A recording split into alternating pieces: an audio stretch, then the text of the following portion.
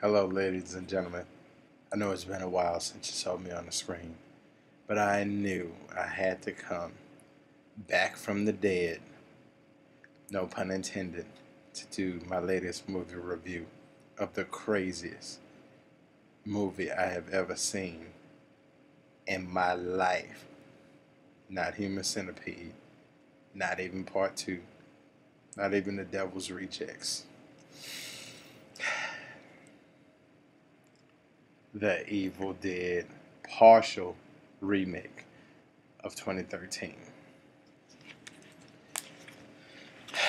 Let's get the negative out the way first.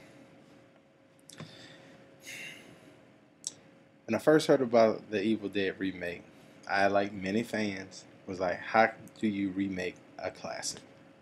How do you step on the toes of the movie that gave us basically everything? It's the original, well, I think it's the original Cabin in the Woods style story.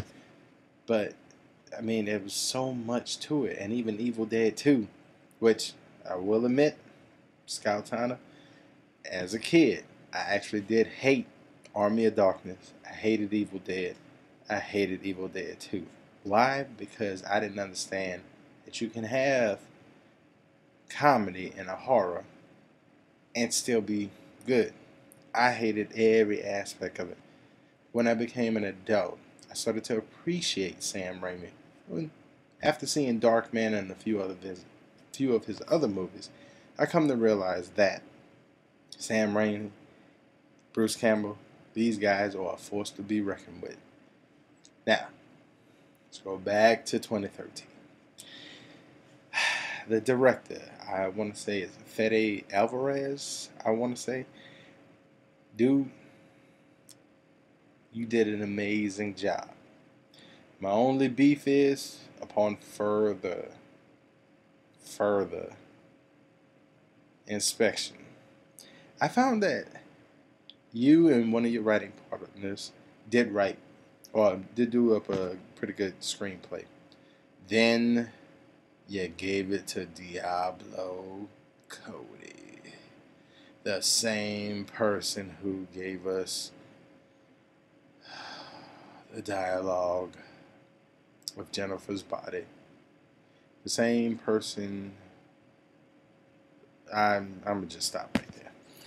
Just saying that name, Diablo Cody, just makes me want to punch myself in the face, and then look in the mirror, and then repeatedly punch myself in the face, because the dialogue in Jennifer's Body, besides the movie being trash itself, was retarded.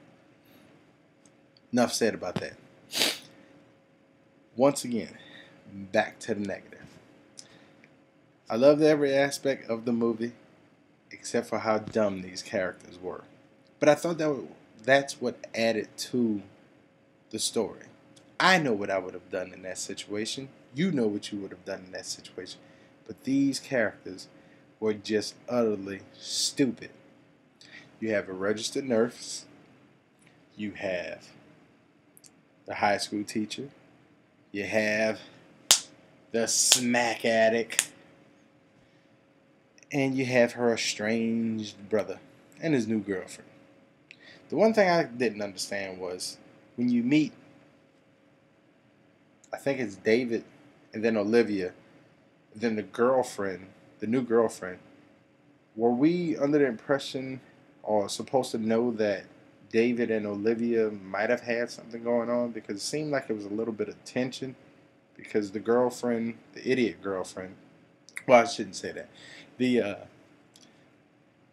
less than stellar intellectually girlfriend made a comment about her being a doctor, and she's like, no, she's a registered nurse, but it was like that kind of tension, maybe, I don't know. But to each his own, I guess. The fact that one of the characters doesn't tell you anything as far as what he did with the book until halfway through the movie. I thought that was rather crazy, but you see it sometimes in other films. But I think what a lot of people hated was that the fact that it was People hate reimaginings that get slapped with a remake sticker. Halloween, case in point. I love Halloween by Rob Zombie, don't get me wrong, but part two was just a little too weird for me, where I was just, Alright, back to the Evil Dead. All of the characters had their own little things that they were doing.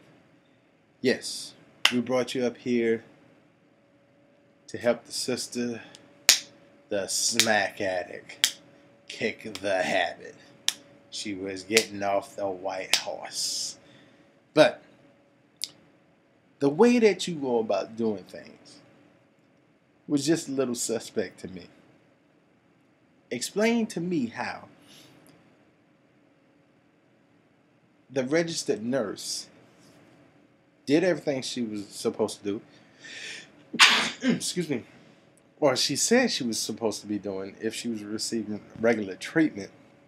But it seemed like she was a little bit incapable of kind of handling the situation. The arrogant high school teacher who had a grudge against the estranged brother of the smack addict. Their tension, it was hilarious because you would have thought that either he had left Olivia when he left to be estranged or wherever he went, and then I guess he always wanted Olivia, but because he was the way he was, that he and Olivia never got together, and just kind of didn't really work itself out.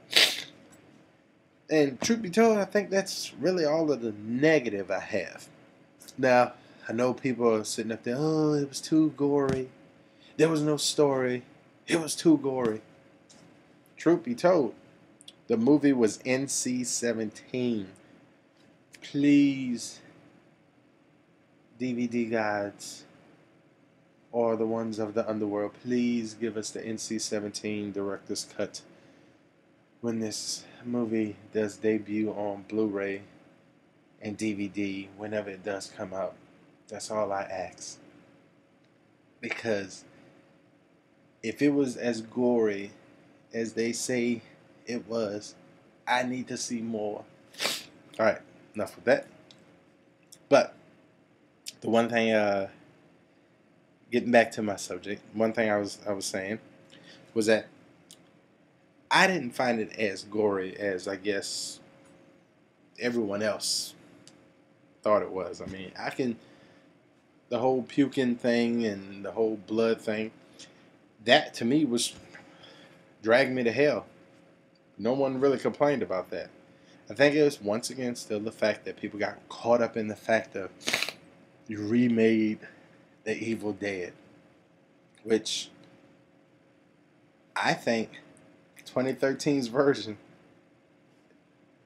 it's a standalone, but it's not a standalone. It's like Friday the 13th and Halloween.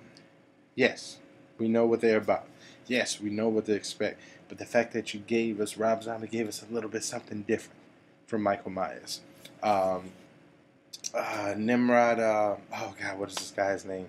Who gave us Friday the 13th and Texas Chainsaw Massacre.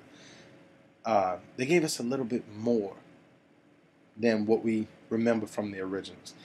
And now, Mr. Alvarez, you totally, I would love to go to film school after seeing this movie, because I was just in awe at how a simple cabin in the woods story, throw in your 5 characters, but then you gave us a little bit more.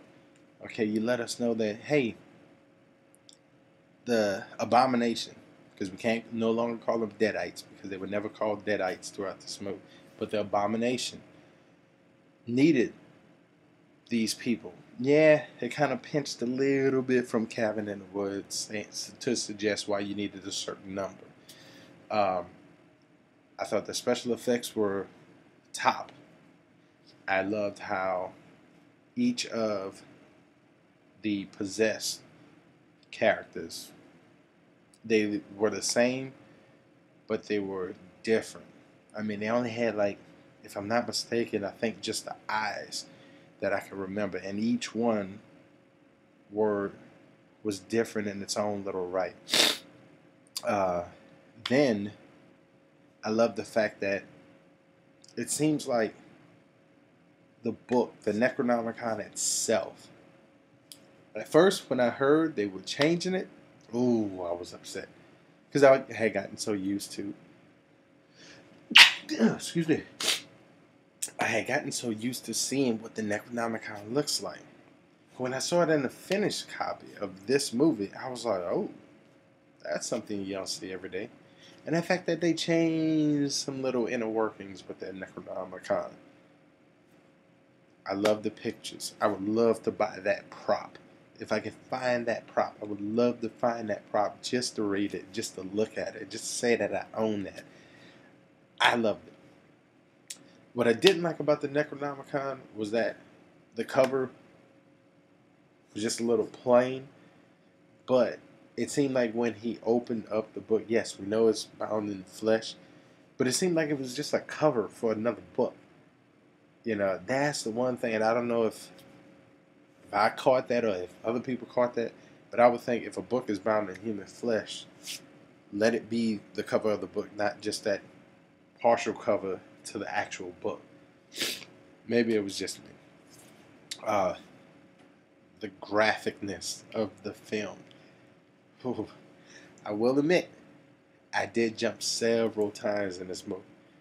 I had a couple of old shit moments, and I was like, oh, I'm ready to box out the screen. The thing with the scares, it wasn't like they were intentionally trying to jump scare you. It was simple stuff. I don't want to reveal anything because I don't want to give it away to you guys, but it was just simple stuff that just, you know, it messes with you mentally. And then when there's things that you think is going to happen, nothing happens. And then when you don't expect it, bam, that's when they get you. It was like the perfect formula for me. Maybe I'm just strange in the head or something. The intense scenes of the actual pain and suffering, that's what got me. That was where it was pivotal to me, to let me know that yes, these guys are suffering and they're gonna make themselves suffer.